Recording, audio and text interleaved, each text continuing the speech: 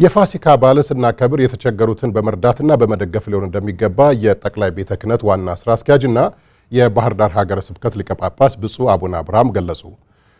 በዚህ ጉዳይ ላይ ተጨማሪ መረጃዎች ሊያደርሰን ሪፖርተራችን ተስፋ ሞላ እዚህ ስቱዲዮ ተገኝቷል። ከሱ ጋር መጠነኛ ቆይታ አደርጋለሁ።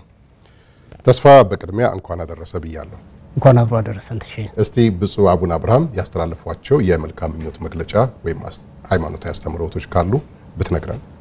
መልካም እንግዲህ ተመልካቾቻችን ዛሬ የባህር ዳር ሀገረ ስብከት ሊቀ ጳጳስና የቅዱስ ሲኖዶስ አባል እንዲሁም በኢትዮጵያ ኦርቶዶክስ ተዋሕዶ ቤተክርስቲያን የመንበረ ፓትርያርክ ጠቅላይ ቤተ ክህነት ዋና ስራ አስኪያጅ ብፁዕ አቡነ አብርሃም የኢየሱስ ክርስቶስን የትንሣኤ በዓል ምክንያት በማድረግ የእንኳን አደረሳችሁ መልእክት አስተላልፈዋል። በመልእክታቸውም እንግዲህ በዋናነት ትኩረት ያደረጉት ከኢየሱስ ክርስቶስ የትንሣኤ በዓል የምንማረው ዓለምን እንዴት ማሸነፍ እንዳለብን ነው። ኢየሱስ ክርስቶስ ለሐዋርያቱ በሚያስተምርበት ወቅት በእኔ ሳላችሁ ሰላም እንዲሆንላችሁ አስተምራችኋለሁ፣ በዓለም ሳላችሁ ግን ብዙ ፈተና አለባችሁ፣ ነገር ግን አትስጉ፣ ዓለምን እኔ አሸንፌዋለሁና በሚል መሪ ሐሳብ እንግዲህ ኢየሱስ ክርስቶስ በዓለም ላይ ሳለ በትዕግስት በፍቅር በርህራሄና በማለፍ እሱ ሞትን ድል የሚያደርግ ሲሆን እሱ ዓለምን የሚገዛ እሱ የፍጥረታት ባለቤት ሲሆን ነገር ግን በፈጠራቸው በሰዎች እጅ በሰው ተንኮል ተላልፎ ተሰጥቷል፣ እንዲሞት ተደርጓል። በሰይጣን ተንኮል የተነሳ እንግዲህ ራሱን ለሞት አሳልፎ ሰጥቷል። ለሰው ልጆችም ሲባል እንግዲህ የሰው ልጅ ኃጢአት ይቅር እንዲባል ራሱን ቤዛ አድርጓል። ይህን ሁሉ ሲያደርግ ግን እሱ የፈጠራቸው ሰዎች ናቸው እንግዲህ ወደ ሞት ያደረሱት የገደሉት። ሞትን ድል የሚያደርግ አምላክ ነው። ነገር ግን ሰዎች ሲገርፉት፣ ሰዎች ሲተፉበት፣ ሲዘባበቱበት በትዕግስት አልፏቸዋል። ትዕግስት ዓለምን ማሸነፍ እንደሚችል ነው እንግዲህ ያሳየን። ያኔ የፈጠራቸው ፍጡራን ናቸው። እነዚህን ፍጡራን ማሸነፍ ይችላል።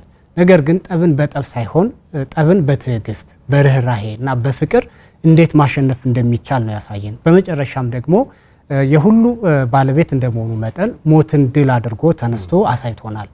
ትዕግስት ካለ፣ ሰላም ፍቅር ካለ ሁሉንም ነገር ድል ማድረግ እንችላለንና ሁላችንም ቢሆን እንግዲህ ትንሣኤውን በመናከብርበት ሰዓት ኢየሱስ ክርስቶስ በዓለም ሳለ ያሳየውን ትዕግስት ርህራሄና መልካም አስተምሮ መከተል ይኖርብናል። ሀገራችን በአሁኑ ወቅት የተለያዩ ችግሮች አሉባት። እነዚህን ችግሮች ማለፍና መሻገር የምንችለው በውይይት በመደማመጥ መሆን መቻል አለበት። ከመንግስት የሚጠበቀውም መንግስት ህዝቡን በደንብ ማዳመጥ፣ ለህዝቡም የሚገባውን ነገር ማድረግ መቻል አለበት። ህዝቡም ደግሞ ከመንግስት ጋር ጥያቄዎቹን ወይም ደግሞ የሚፈልጋቸውን ነገሮች በሰላማዊ መንገድ ትዕግስት ባለው መንገድ ልንወያይ ልንመካከር በምንችልበት መንገድ ነው መጠየቅ መቻል ያለበት። እንደዛ ከሆነ ሀገራችንን ወደ ትንሣኤ ማሻገር እንችላለን። ሀገራችን ላይ ያለውን የሀገራችን ትንሣኤም ውድቀትም በእጃችን ነው ያለው። ትንሣኤዋን መፈለግ የምንችል ከሆነና ትንሣኤዋን ማምጣት የምንችል ከሆነ ትዕግስት፣ መደማመጥና መወያየት እንዲሁም መከባበር፣ ፍቅር የግድ ተግባራዊ ልናደርገው ይገባል።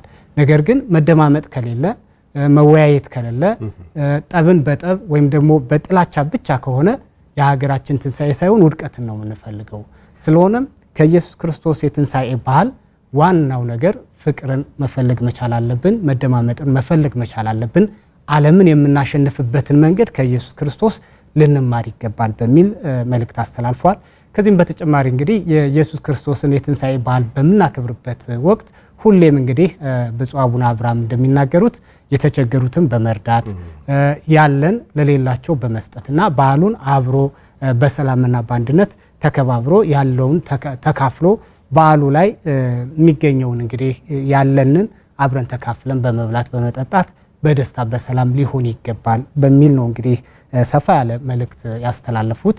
በዓሉ እንግዲህ ቤተክርስቲያን እንግዲህ ኢየሱስ ክርስቶስ በዓለም ላይ ሲኖር ያደረጋቸውን ተጋድሎዎች ያደረጋቸውን አስተምሮች በማሰብ ቅዱሳን መጻሕፍትን በማንበብ ታላቁን የአብይ ጾም በመጾም መጨረሻም እንግዲህ ሕማማቱን በስግደት በጸሎት በማሰብ ሁሌም ትንሣኤው የኛ እንደሆነ ሁሌም ትንሣኤ እንዳለ በማሰብ ቅድስት ቤተክርስቲያን ይህንን በዓል እንደምታከብር ነገም ትንሣኤም እንደሆነ ቀጣይም ደግሞ ትንሳኤ የግድ እንግዲህ ኢየሱስ ክርስቶስ ለሰው ልጆች ህይወቱን ቤዛ አድርጎ ካሳለፈ በኋላ ሞትን ድል አድርጎ እንደተነሳ በሚያሳይ መንገድ ከችግሮቻችን ከጥላቻዎቻችን የምንነሳባቸው በብዙ አስተምሮች ትንሳኤውን የምንገልጽበት እንደሆነ በደንብ ገልጿል።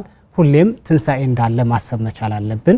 ስለሆነም በዓሉን ከኢየሱስ ክርስቶስ አስተምሮ ጋር እኛ ከኢየሱስ ክርስቶስ ጋር ሆነን በእርሱ ሆነን ዓለምን ማሸነፍ በምንችልበት መንገድ ማክበር እንደሚገባ ነው እንግዲህ ብፁዕ አቡነ አብርሃም መልእክታቸውን ያስተላለፉት ማለት ነው። ዘጋቢያችን ተስፋ ሞላ እዚህ ስቱዲዮ ተገኝተህ ላጋራህን መረጃ ከልብ አመሰግናለሁ። አመሰግናለሁ።